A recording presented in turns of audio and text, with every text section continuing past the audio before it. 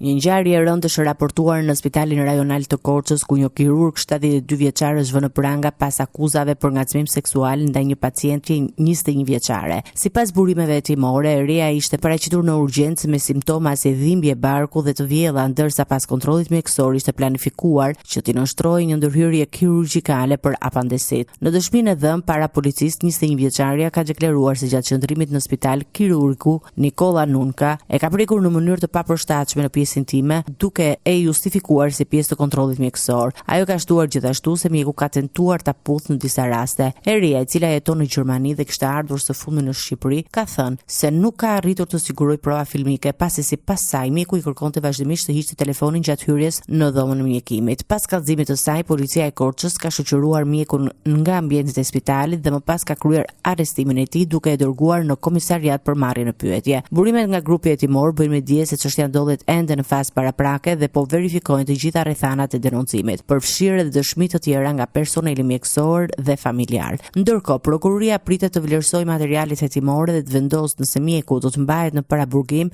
apo do të hetohet në gjendje të lirë deri në caktimin e masës së sigurisë nga gjykata.